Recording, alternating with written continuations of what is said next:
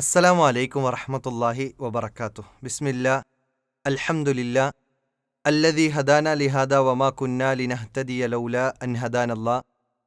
അല്ലാഹുമ്മ റബ്ബി ഇശ്റഹ് ലി സദ്രി വയസ്സിർ ലി അംരി വഹ്ലുൽ ഉഖ്ദത്തം മിൻ ലിസാനി യഫ്ഖഹു ഖൗലി. ഏറെ സ്നേഹാദരനരായ സത്യവിശ്വാസികളെ, വിശ്വാസിനികളെ, പുതിയ പുതിയ ദിക്റുകൾ സമൂഹത്തിൽ ചില വ്യക്തികൾ പഠിപ്പിച്ചുകൊണ്ട് വരികയാണ്. അതിലേറ്റവും രസകരമായ ഒരു ദിക്ർ ഈ ഇടയ്ക്ക് കേൾക്കാനിടയായി. ആ ദിക്ർ നമുക്ക് ആദ്യം കേൾക്കാം. എന്താ ദിക്ർ? തവളയും മക്കളും ഹാലർ, തവളയും മക്കളും ഹാലർ, തവളയും മക്കളും ഹാലർ, തവളയും മക്കളും ഹാലർ, ഇലാഹി അൻത മഖ്സൂദി.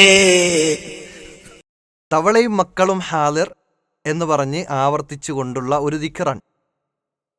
കേൾക്കുമ്പോൾ ഭയങ്കര രസമായി, ഒരു തമാശയായി തോന്നും.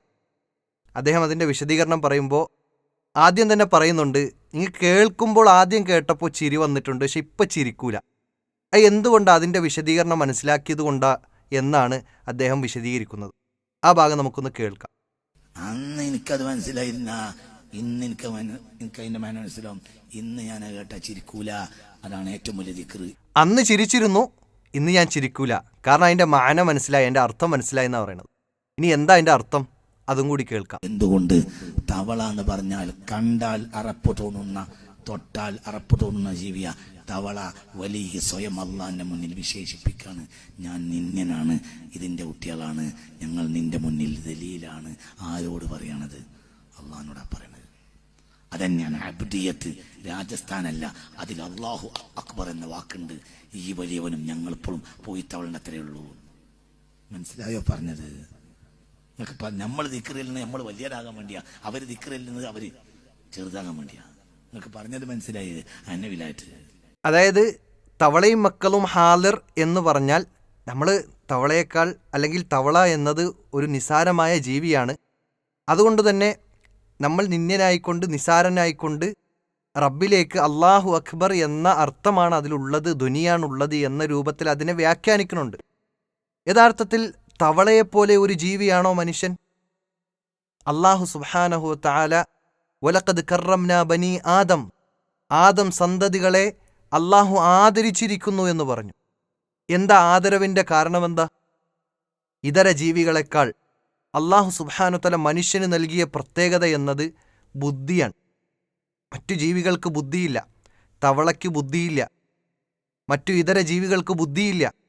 ആ ബുദ്ധിയില്ലാത്ത ജീവികളിൽ നിന്ന് അള്ളാഹു സുബ്ഹാനഹു തആല മനുഷ്യരെ ആദരവുള്ളവരാക്കി. അള്ളാഹു അൽ കരീമാണ്, അള്ളാഹു ആദരവുള്ളവനാണ്. അവൻ ആദരവ് നൽകി മനുഷ്യന്. ആ മനുഷ്യന് ആദരവ് നൽകിയ മനുഷ്യനെ തവളയോട് ഉപമിക്കുകയാണ്. തവള നിന്യനാണ്, നിസാരനാണ്. മനുഷ്യൻ അതുപോലെ അള്ളാഹുവിൻ്റെ അടുക്കൽ തവളയെപ്പോലെ നിന്യനായി, നിസാരനായി കൊണ്ട് നിൽക്കുന്നു എന്ന ഒരു ധ്വനിയിലേക്ക് അദ്ദേഹം ആ ദിക്റിനെ കൊണ്ടുപോവുകയാണ്. ഇവിടെ അർത്ഥത്തിലെ, ആശയത്തിലെ ഒരു വിഷയമല്ല യഥാർത്ഥത്തിൽ നമ്മൾ ഇവിടെ പ്രശ്നമായി, അല്ലെങ്കിൽ അതൊരു ഗുരുതരമായ പ്രശ്നമായി നമ്മൾ കാണുന്നത്. മറിച്ച് ഇങ്ങനെ ഒരു ദിക്ർ അള്ളാഹുവിൻ്റെ റസൂൽ സല്ലല്ലാഹു അലൈഹി വസല്ലം പഠിപ്പിച്ചു തന്നിട്ടുണ്ടോ? ദിക്ർ ചെയ്യണം, അള്ളാഹുവിനെ വാഴ്ത്തണം, പുകഴ്ത്തണം. ദിക്ർ എന്നത് ഒരു മനുഷ്യൻ്റെ ഹൃദയത്തിനെ വിശാലമാക്കാൻ കഴിയുന്ന, അവൻ്റെ മനസ്സിനെ തുമഅനീനത്ത് ലഭിക്കുന്ന, അള്ളാഹുവിലേക്ക് എപ്പോഴും ദിക്ർ ചെയ്തുകൊണ്ട് ജീവിച്ചാൽ അള്ളാഹുവിൻ്റെ പ്രത്യേകമായ സഹായം ലഭിക്കുന്ന, അങ്ങനെ ദിക്റിൻ്റെ മഹത്വങ്ങൾ ധാരാളമായി കാണാൻ സാധിക്കും. അള്ളാഹു സുബ്ഹാനഹു തആല പറഞ്ഞു, ഫദ്കുറൂനി അദ്കുറുക്കും, നിങ്ങൾ എന്നെ ഓർക്കൂ, ഞാൻ നിങ്ങളെ ഓർക്കാം. അള്ളാഹു പറയാൻ. അതുപോലെ തന്നെ ദിക്റിൻ്റെ മഹത്വം വിശുദ്ധ ഖുർആനിൽ കാണാൻ സാധിക്കുന്നത് വദ്കുറുല്ലാഹ കസീറൻ, നിങ്ങൾ അധികമായി കൊണ്ട് അള്ളാഹുവിനെ വാഴ്ത്തുക, പുകഴ്ത്തുക, ദിക്ർ ചെല്ലുക എന്ന് വിശുദ്ധ ഖുർആനിൽ കാണാം. അലാ ബിദിക്രില്ലാഹി തത്മഇന്നുൽ ഖുലൂബ്, അള്ളാഹുവിനെ കുറിച്ചുള്ള സ്മരണയാൽ, ദിക്റിനാൽ ഹൃദയം ശാന്തിയടയും എന്നും വിശുദ്ധ ഖുർആൻ നമുക്ക് പഠിപ്പിച്ചു നൽകുന്നുണ്ട്. എന്നിരിക്കെ ദിക്ർ കൃത്യമായി സുബ്ഹാനല്ലാഹ്, അൽഹംദുലില്ലാ, ഇങ്ങനെയുള്ള എല്ലാ ദിക്റുകളും അള്ളാഹുവിലേക്ക് അടുക്കാനുള്ള ദിക്റുകൾ മുഴുവൻ ആദരവായ റസൂലുള്ളാഹി സ്വല്ലല്ലാഹു അലൈഹി വസല്ലമ നമുക്ക് പഠിപ്പിച്ചു തന്നിട്ടുണ്ട്. ഇങ്ങനെ പഠിപ്പിച്ചു തന്ന ദിക്റുകൾ ധാരാളമുണ്ടായിരിക്കെ എന്തിനാണ് ഇങ്ങനെ തവളയും മക്കളും ഹാലിർ എന്നു പറഞ്ഞുള്ള ഒരു ഇസ്ലാമിനെ തന്നെ കളിയാക്കാൻ ചാൻസുള്ള ഇത്തരം പദങ്ങൾ ഉപയോഗിച്ചുകൊണ്ട് ഒരു ദിക്ർ ഉണ്ടാക്കേണ്ട ആവശ്യമെന്താണ്?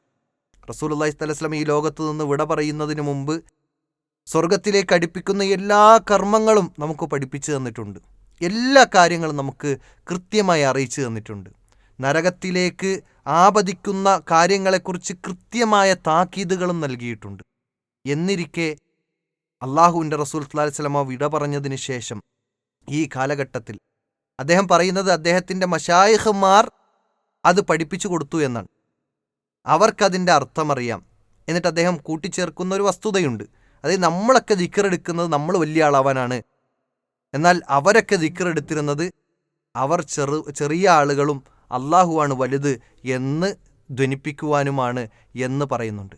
യഥാർത്ഥത്തിൽ ദിക്റെടുക്കുന്നത് അള്ളാഹു മഹത്വമുള്ളവനാണ് എന്ന് കൃത്യമായി അറിഞ്ഞ് മനസ്സിലാക്കി ദിക്ർ ചെല്ലുമ്പോഴാണ് അതിൻ്റെ പ്രതിഫലം ലഭിക്കുക. ഇന്നമൽ അഅ്മാലു ബിന്നിയാത്ത് എന്നാണല്ലോ റസൂലുള്ളാഹി സ്വല്ലല്ലാഹു അലൈഹി വസല്ലമ നമുക്ക് പഠിപ്പിച്ച് നൽകുന്നത്. എന്നിരിക്കെ ഈ ഒരു ദിക്ർ ഇങ്ങനെ ഇസ്ലാമിനെ തന്നെ മോശമായി ചിത്രീകരിക്കാൻ കഴിയുന്ന രൂപത്തിലുള്ള പദപ്രയോഗങ്ങൾ ഉപയോഗിച്ചുകൊണ്ട് പുതിയ ദിക്റുകൾ ഉണ്ടാക്കിക്കൊണ്ട് ദീനുൽ ഇസ്ലാമിനെ കരിവാരിത്തേക്കുകയാണ് യഥാർത്ഥത്തിൽ ഇത്തരം ആളുകൾ. ഒരു സന്ദർഭത്തിൽ കൂഫ പള്ളിയിലേക്ക് മഹാനായ അബൂ മുസൽ അശ്അരി റളിയല്ലാഹു അൻഹു കടന്നു ചെല്ലുകയാണ്. ദിക്ർ അതിൻ്റെ ഹൽക്കകൾ അവിടെ നടന്നുകൊണ്ടിരിക്കുന്നു. കുറച്ചാളുകൾ ഒരുമിച്ച് കൂടുന്നു. എന്നിട്ട് അതിലൊരു നേതാവുണ്ട്. അവർ പറയുന്നു, കബ്ബിറു മിഅ വസബ്ബിഹു മിഅ വഹല്ലിലു മിഅ, ലാ ഇലാഹ ഇല്ലല്ലാഹ് 100 പ്രാവശ്യം പറയൂ, അൽഹംദുലില്ലാഹ് 100 പ്രാവശ്യം പറയൂ, അല്ലാഹു അക്ബർ 100 പ്രാവശ്യം പറയൂ, സുബ്ഹാനല്ലാഹ് അൽഹംദുലില്ലാഹ് അല്ലാഹു അക്ബർ. ഇതൊക്കെയും അള്ളാഹുവിൻ്റെ റസൂൽ സ്വല്ലല്ലാഹു അലൈഹി വസല്ലം ദിക്റായിക്കൊണ്ട് പഠിപ്പിച്ചു തന്ന വിഷയമാണ്. പക്ഷെ അത് തന്നെയും അവിടെ 100 പ്രാവശ്യം പറയൂ എന്ന് പറഞ്ഞ് പ്രത്യേകമായ ഒരു സമയത്ത് പ്രത്യേകമായ ഒരു സന്ദർഭത്തിൽ പ്രത്യേകമായി കൊണ്ടിരുന്ന് അതിലൊരാൾ എടുത്തു പറഞ്ഞ് ബാക്കിയുള്ളവർ ഏറ്റുപറഞ്ഞ് അങ്ങനെയുള്ള പ്രത്യേക ശൈലിയും രൂപങ്ങളും കണ്ടപ്പോൾ മഹാനായ സ്വഹാബി അബൂ മുസൽ അശ്അരി റളിയല്ലാഹു അൻഹു അത് കണ്ടിട്ട് വേഗം ആ പള്ളിയിൽ നിന്ന് പുറത്തിറങ്ങി. എന്നിട്ട് നേരെ അബ്ദുല്ലാഹി ഇബ്നു മസ്ഊദ് റളിയല്ലാഹു അൻഹുവിൻ്റെ അടുക്കലാണ് പോകുന്നത്. അദ്ദേഹം ഈ സംഭവം വിശദീകരിച്ചു കൊടുത്തു. അത് കേട്ടിട്ട് അവർ രണ്ടുപേരും കൂഫയിലെ ആ പള്ളിയിലേക്ക് വരുന്നുണ്ട്. വന്നതിന് ശേഷം അബൂ മുസ്അൽ അശ്അരി റളിയല്ലാഹു അൻഹുവും അബ്ദുല്ലാഹി ഇബ്നു മസ്ഊദ് റളിയല്ലാഹു അൻഹുവും കൂടി പള്ളിയിലേക്ക് പ്രവേശിച്ച് അബ്ദുല്ലാഹി ഇബ്നു മസ്ഊദ് റളിയല്ലാഹു അൻഹു ചോദിക്കുകയാണ്, നിങ്ങൾക്കെന്തു പറ്റി? മാ അസ്റഅ ഹലകതകും, നിങ്ങൾ എത്ര പെട്ടെന്നാണ് നശിച്ചിരിക്കുന്നത്? അള്ളാഹുവിൻ്റെ റസൂൽ സ്വല്ലല്ലാഹു അലൈഹി വസല്ലമ വിട പറഞ്ഞിട്ട് അധികമായിട്ടില്ല. അള്ളാഹുവിൻ്റെ റസൂൽ സ്വല്ലല്ലാഹു അലൈഹി വസല്ലമയുടെ വസ്ത്രം നുരുമ്പിപ്പോയിട്ടില്ല, പാത്രങ്ങൾ ഉടഞ്ഞിട്ടില്ല.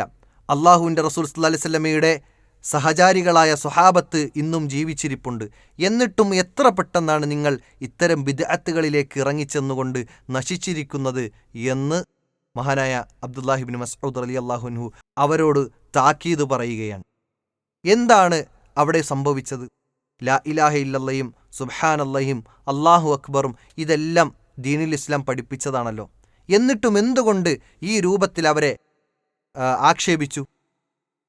അവർ പ്രത്യേകമായ ഒരു രൂപം, പ്രത്യേകമായ എണ്ണം, പ്രത്യേകമായ ശൈലി, പ്രത്യേകമായ അതിന് ഫളിലുകൾ നൽകിക്കൊണ്ട് അതിനെ പ്രത്യേകമായ രൂപത്തിൽ പ്രവാചകൻ പഠിപ്പിച്ചു തരാത്ത മാതൃകയല്ലാത്ത രൂപത്തിൽ അവർ ആ പഠിപ്പിച്ച ദിക്റുകൾ പോലും ചെയ്തപ്പോൾ അവിടെയും വിലക്കുകയാണ് ചെയ്തിട്ടുള്ളത്. എന്നിരിക്കെ എങ്ങനെയാണ് ഒരു മുസ്ലിമിന് പുതിയ ദിക്റുകൾ ഉണ്ടാക്കാൻ സാധിക്കുക? അതും ഇത്തരം മോശമായ രൂപത്തിൽ ആളുകൾ കേട്ടാൽ അറപ്പ് തോന്നുന്ന രൂപത്തിലുള്ള ദിക്റുകൾ എങ്ങനെയാണ് ഒരു മനുഷ്യന് ചൊല്ലാൻ സാധിക്കുക? അതുകൊണ്ട് ഇതൊന്നും ഇസ്ലാമല്ല. ഇസ്ലാം എന്നത് അള്ളാഹുവിൻ്റെ റസൂൽ സ്വല്ലല്ലാഹു അലൈഹി വസല്ലം കാണിച്ചു തന്ന മാതൃകയാണ് എന്നത് മനസ്സിലാക്കിക്കൊണ്ട് ആ പ്രവാചകനെ പിൻപറ്റിക്കൊണ്ട് ആ പ്രവാചകൻ പഠിപ്പിച്ചതനുസരിച്ചുകൊണ്ട് ജീവിക്കാനാണ് നമ്മൾ ഓരോരുത്തരും പരിശ്രമിക്കേണ്ടത്. അല്ലാഹു സുബ്ഹാനഹു വ തആല അതിനുള്ള നല്ല തൗഫീഖ് നൽകി അനുഗ്രഹിക്കുമാറാകട്ടെ. വ ആഖിറു ദഅ്വാന അനിൽ ഹംദുലില്ലാഹി റബ്ബിൽ ആലമീൻ. അസ്സലാമു അലൈക്കും വറഹ്മത്തുള്ളാഹി വബറകാതുഹു.